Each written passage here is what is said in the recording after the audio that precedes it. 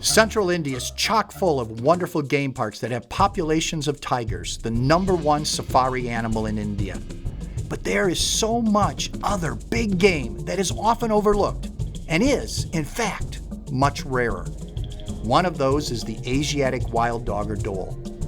They are one of the rarest and hardest to find predators in Asia, so I took it as a personal challenge to find this rare carnivore. With that challenge in mind, I went to a special wildlife reserve, Panna, to find the land of the dhole. Namaste, I'm Bill Ball, and I'm going to be your guide on this episode of Journeys in India. And this is India.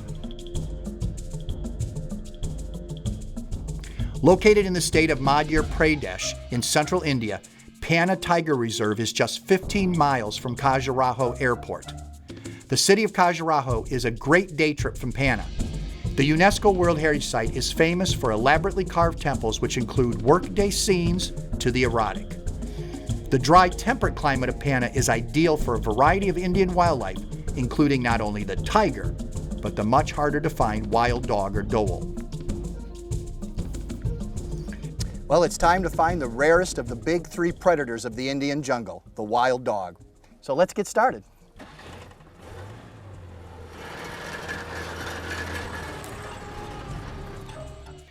Panna Tiger Reserve is one of the newer parks in India, created in 1981. One of a number of reserves and national parks set up to preserve the fast disappearing tiger. Preserving the big cat has also had the effect of preserving the surrounding flora and fauna. For us, it is the Asiatic wild dog or dhole that beckons us to the park. Panna is 1,645 square kilometers, or about the size of the state of Rhode Island. Its dry, temperate forest is very typical of Kipling's Jungle Book. As parks go, it is quite scenic with hills and canyons, and of course the Ken River. The Ken River is the lifeblood of Panna and is a sizable river twisting its way along a scenic 250-mile course. Through the park, the river is 200 to 300 yards wide and is home to a variety of fish, birds, and reptiles.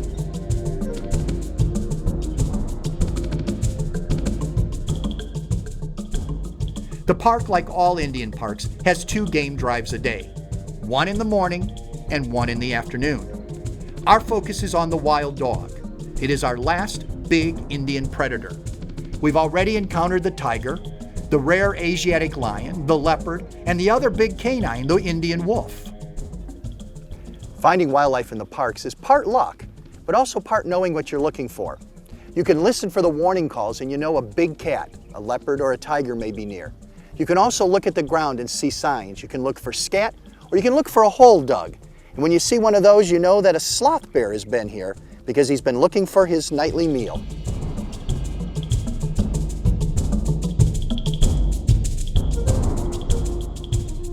Wildlife signs are all around.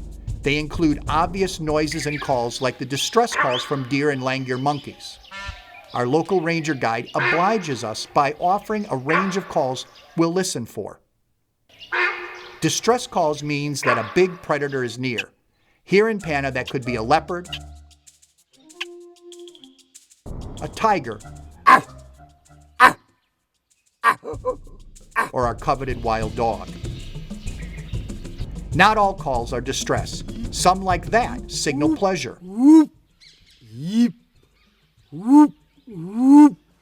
By recognizing the calls, you can zero in on the animal that you're photo stalking.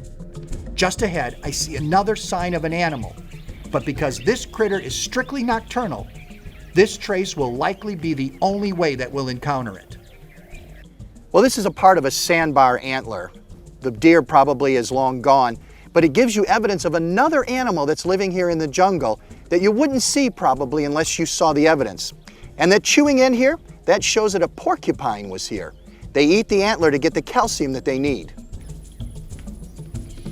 To find a predator, like the tiger or the wild dog, you need to follow the prey's pattern. This is a scat pile. that is used over and over again by several different species of hoofed animals.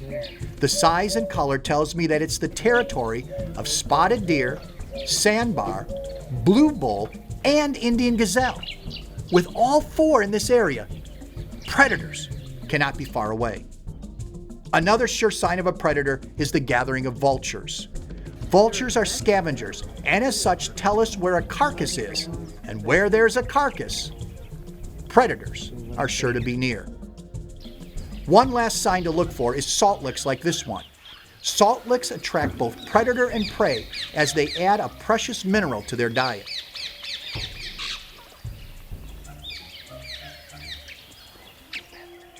Again, knowing the signs and being able to read the bush well only goes so far, and then luck has to play a role. So far, luck is not on our side, and we have seen no evidence of wild dogs. Panna Tiger Reserve has a large variety of wildlife other than the dhole, and it doesn't take us long until we get our first good sighting, spotted deer. They are locally known as chittle and are the most commonly seen big mammal. These gregarious animals are the prime food for the dhole.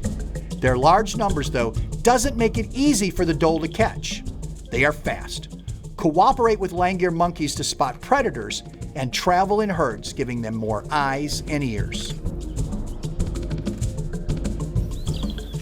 Their close relative, the sambar, are larger than the spotted deer, making them more of a challenge to hunt, but they travel in smaller family groups, increasing vulnerability to surprise attack. When listening for warning calls in the bush, the sandbars are a more reliable indicator of a predator than the spotted deer. Spotted deer are quite skittish, while the sandbar calls only when it is sure of the predator's presence. Our luck continues as we soon spot the blue bull or nilgiri, the largest antelope in India. The name comes from the male's coat, which actually has a blue sheen. Females, on the other hand, are brown and resemble sambar deer.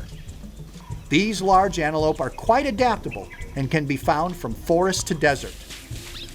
In woodland parks like Panna, they tend to favor the more heavily forested areas.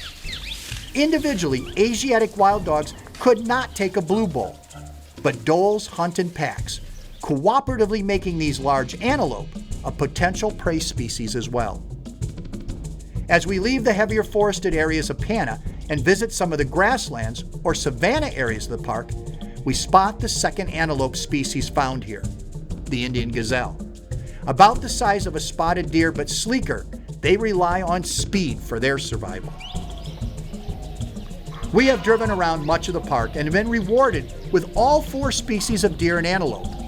But on the downside, no hint of a predator. Then, a momentary shock. We spot two elephants. Now, I know there are no wild elephants in Panna. Wild elephants are restricted to a handful of reserves in southern and eastern India. But there they are.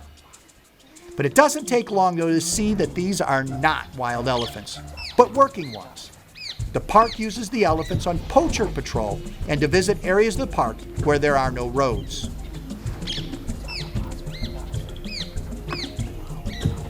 One thing I've learned about safaris is nothing is predictable or certain. So when predators seem to be in short supply, look for other wildlife, including birds. It doesn't take long to see our first unusual bird. While watching sandbar, I happen to glance down alongside the vehicle, and to my surprise, I see a beautiful bird, the painted sand grouse. The sand grouse are a family of birds that nest, eat, and spend most of their life on the ground. They fly only as a last resort. Looking closer, I can see the less colorful female nearby, and then I realize why they keep circling the same area. Young chicks. The young are born flightless and are protected by their parents until they develop their flight feathers. In the meantime, their main defense is looking like the ground they live on. You can see how well nature has camouflaged them. We hated to leave this incredible show of bird parenting, but wild dogs and other wildlife beckons. It soon becomes obvious camouflage is not restricted to sand grouse. Our local guide had an eye for the really hard to find, and the next two were nearly impossible to see, even after he pointed them out. The gray nightjar was the first. Nightjars are nocturnal birds. Yes, nocturnal. We don't normally think of birds as nocturnal, but these are. Eating moths and other large flying insects found in abundance at night gives them a niche that they don't have to share with all of the diurnal or day birds. I didn't think it was possible to spot another well-camouflaged bird, but the guide did. This time the Savannah nightjar, a close relative to the gray. How did he see these birds from a moving jeep? Not all birds need camouflage. In fact, the raptors, or birds of prey, don't try to conceal themselves at all. They rely on a keen eyesight that can spot prey more than a half a mile away. Then, like this gray-headed fish eagle, they swoop down on their prey with lightning speed. Our main objective, the Asiatic dog, is back at the top of our list when we spot a wild dog. Just not the Asiatic one. This time, it's their smaller cousin, the jackal. It's our first predator. Jackals are pair bonded, unlike the dhole, which are always found in large packs. Jackals are scavengers, but do take small prey like sand grouse when they get the opportunity. A little smaller than our coyote, they can be found in a wide variety of habitats, including in cities close to man. Though this is not the canine we're after, they are beautiful creatures worth spending some time with. The morning drive was quite good. We saw many of the chief prey species of the wild dog: spotted deer, sandbar, Indian gazelle, and blue bull, as well as several bird species, and of course the other canine, the jackal. It was now time to head back to camp and get a late breakfast. There are a wide variety of accommodations in the national parks. Once you've decided on the level, then it's the location that becomes important. Here at Panna, the best locations are along the Ken River, and that's because of the 3 B's: beauty, butterflies, and birds. Our camp is the Ken River Lodge, overlooking the river. It has a wilderness setting among beautiful gardens. Here you can bird watch or photograph butterflies, or just sit out on the overlook platform and watch the river go by. The rooms are spacious, with in-room bath facilities and comfortable beds. The rooms are actually separate cottages, giving you privacy, and yet they're not that far from the dining hall. Dining is usually buffet style, allowing a guest a variety of both Indian and continental options. This is a great opportunity to try foods you wouldn't otherwise order. The most important aspect of any wilderness lodge, though, is the activities, mainly game drives. Ken River Lodge has their own Jeeps, so you are assured of a vehicle for morning and afternoon game drives. Not wanting to waste time before the afternoon drive, I decide to leave the lodge and explore the local village and a nearby waterfall. The first thing to catch my eye was the potter shop. Here, a special red clay pottery is produced, typical of this area. The pieces range from the folk art styled animal figurines done for a limited tourist market to the more practical vases and jars used by the locals to store and carry liquids. The process is as simple as you can get. No made in China here. The clay is gathered locally, usually along the riverbanks, and brought back to the shop. Here it is broken up and moistened so the potter can begin to shape it. No fancy engine-powered potter's wheel. This is a hand process all the way. The potter's expert hands guide the clay to just the right size and thickness. Once the pot is taken shape, final hammering is done to ensure correct thickness, and it is set out in the sun to dry. No kilns or thermostats. Once thoroughly dry, the jars are ready for sale. Just a short drive from the village is a natural attraction that deserves a peek. I'm here at the head of the trail to Panda Falls. It's about a half a mile down, just a few steps, and during the rainy season, it's a spectacular falls with large amounts of water going over it. This time of year, we're not sure. It's the height of the dry season. But let's go take a look. The climb down isn't too bad, but of course, what goes down must come back up. The area around the falls is an incredible contrast to the surrounding dry forest. The moisture from the falls, even during the dry season, creates permanent pools for water plants and fish, and moss and ferns cover the canyon walls. The only place around Panna where these plants exist. Upon reaching the lower levels of the canyon, the falls comes into view. It is not a roaring falls this time of year like it is during the rainy season, yet in its restraint, it's quite beautiful. This canyon is a great place to take a break from the heat and to see a completely different side of Panna. On the way back to camp, I asked the driver to stop where I'd seen some unusual animal activity. The leguar monkeys are up in a mahua tree. Right now it's blossoming, and all of these buds are attracting all kinds of animals to the forest. And this is just a really good example of what the attraction is. They've covered the tree and they're searching for food. People even eat these and turn it into wine. This is the prime mahua bloom season, and that means mahua wine production. The process seems quite simple, but it's a lot more than that. You gather the flowers that have fallen off the mahua tree and carry them back to a house where they are set out to dry.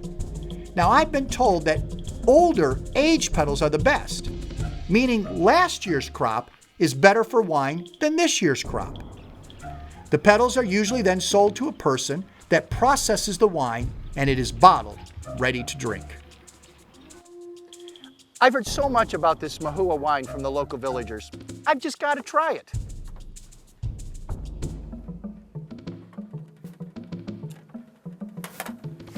Well, here goes.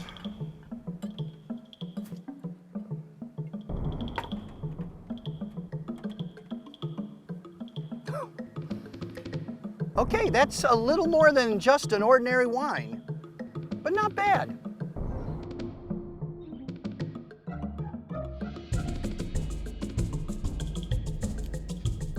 Before we began our second and last safari drive, there was time to thoroughly explore the reason the park exists at all, the Ken River. And there's no better way to do that than by boat. The National Park staff operates a motorboat from within the park boundaries. If you want to see the king of the river, the crocodile, the only way to do that is by this boat launch. Dams and earthworks have restricted the croc's ability to move around, and though there are occasional sightings outside the park, they are rare. The river is full of life. This gray heron has found a relatively safe nesting place in the middle of the river. Gray herons, which are the same size as our great blue, uses the river for all of its needs. Nesting, hunting, they eat frogs, snakes, and fish, and roosting at night. Whether you see wildlife or not, the Ken River is a beautiful river. Through thousands of years of motion, the water has sculpted the shore and rocks around it. Sometimes you just have to mentally step back and enjoy the scenery for its own sake. Of course, the main reason for taking the boat out was not just to enjoy the intrinsic beauty of the Ken, but to see the king of India's riverways, the mugger crocodile. They are big predators, reaching lengths of 16 feet or more. We scan the banks looking for a resting croc. This time of day, late afternoon, they should be on the shore warming up in the sun and digesting today's catch. Finally, we spot a good-sized croc on the shore. One lesson I've learned from years of searching out crocs: just because you don't see them at first doesn't mean they're not there. Several people a year worldwide are killed because they decide to swim in waterways known for crocodiles just because they don't see one. Our boat made this one a little nervous, so he slips quietly back into the river. Notice, once he's in, you can't see him at all. This is why you must obey signs that say, croc-infested waters, don't swim. The heat of the day is starting to dissipate, so we can resume our hunt for the elusive wild dog. It has been 2 years and over a dozen parks, and we have only seen the dhole for a few fleeting seconds and could not get them on camera. We came to Panna hoping it would give us the best chance to get the wild dog on film. Our first wildlife sighting for this drive is a rhesus monkey. There are two species of monkey in the park, the less common rhesus and the much more numerous languors. We spot a larger animal ahead.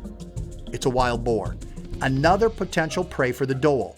Wild boar travel in family groups using their numbers, size, and sharp tusks to defend themselves. These are quite calm, so there's probably no dogs nearby.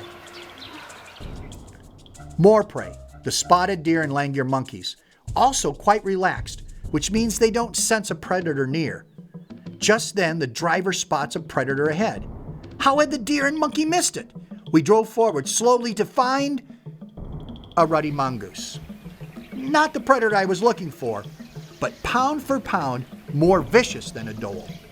They eat everything smaller than themselves, from insects to rodents to poisonous snakes. Thank goodness we're bigger than a mongoose. By this time, we've reached the canyon where we can get out, take in the scenery, and stretch our legs. It is at the canyon that I spot something unusual for India: vultures. Not only do I see vultures flying, but there's one in a nest. This is not only a welcome sight, but a rare one. Indian vulture numbers have plummeted 90% since the authorities began injecting dichlorphenic into the cows of India to relieve arthritis. The drug is poisonous to vultures that feed on cow carcasses. An unintended side effect of the drug, but a devastating one. The rangers told me that the vultures are doing well in Panna, and from what I can see, he's right. I saw at least 3 species, including Egyptian and long-billed vultures.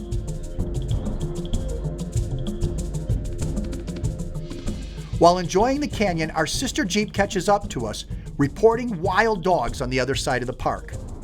We know they probably won't still be there, but it gives us hope and a direction to head. Because we know the dogs would be on the move, we still choose to look for other wildlife along the way. To zoom to a particular animal that was spotted over an hour ago without stopping for other sightings would be a mistake. That philosophy rewards us with several new bird species, some of which are quite rare to see, including the gray partridge and the jungle bush quail. We also saw one of my personal favorites, the Indian roller, a magnificent multicolored bird. Nearly as pretty, but just two-toned as the oriental magpie robin. All in all, Panna has more than 200 species of birds, making this a bird watcher's paradise. As we were admiring the many bird species of the park, we heard a warning call. Maybe, just maybe, we were on the right track. From the recent news we heard, we knew that the most likely predator here in Panna would be a dhole, not a tiger. The ranger told us that the last male tiger in Panna had died. No details on how, just that the total tiger population was now down to 2 females, and one of those had not been seen for weeks. It is not for the lack of game that the tiger in Panna is dying off. Poaching still poses a major problem, and of course, the lack of territory and green corridors endangers even a protected animal. Tigers need green, safe, connecting forests to move from one park to another to ensure genetic diversity and stable populations.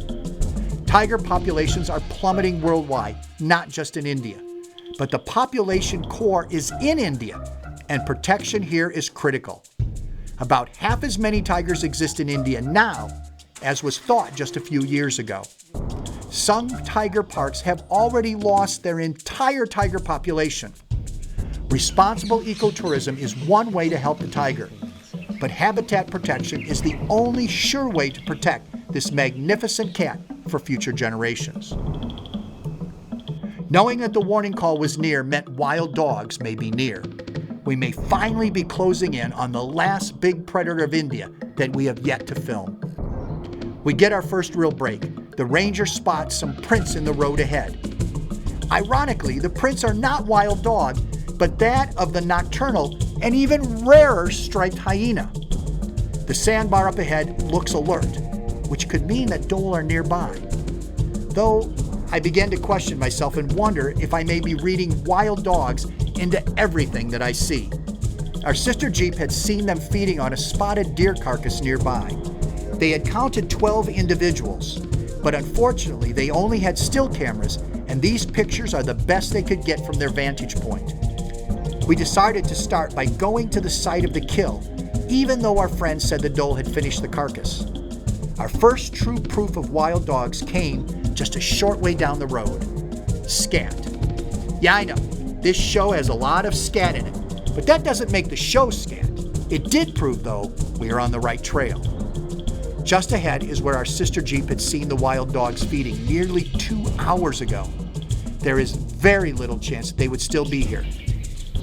But then, the unexpected, which is why I love safaris.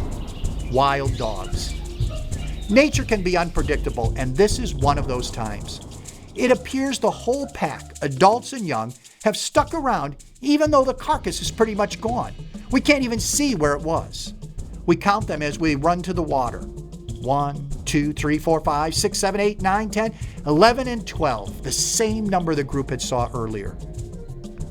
The Asiatic wild dog or dhole are special animals. They are found only in Asia and have a reddish-brown coat with a more bushy tail and a much thicker muzzle than a wolf, the other large dog of Asia. Dholes tend to hunt in packs of 6 to 8 adults while supporting the pups of the alpha female. Only one female will breed each season, ensuring the highest possible survival rate. I know this is not the closest we've been to wildlife, but we are excited to see the dhole at all. These animals are just that rare and elusive. Throughout India, there are probably only 5,000 to 8,000 in the wild. We were feeling pretty good having seen wild dogs, yet there was one more animal that I was told that could be found along the Ken River that I felt I needed to see. The locals told me that a small population of the largest crane in India, the rarest crane, was found along the river. The only way to see them, if I was lucky, was to be on the river at daybreak. The cameraman and producer were not likely to rise at dawn to satisfy my curiosity on this long shot, so I went out armed only with my digital camera. The bird life at that early hour was spectacular. I was able to get images of several species of water birds, including lapwings, egrets, storks, ibis, wagtails, herons, thick-knees, and even an owl. I even got to see 2 pied kingfishers mating next to a cormorant. I captured the sunrise and local fishermen out for an early catch. Even though I was worried about getting up so early and not seeing a rarest crane, I was captivated by the river's beauty. But it all did not turn out in vain, though. The locals were right. A rarest crane flew right by me. The pictures aren't great, but they prove my suspicion that the cranes still live along the Ken. I'm Bill Ball, and I'll see you on the next episode of Journeys in India.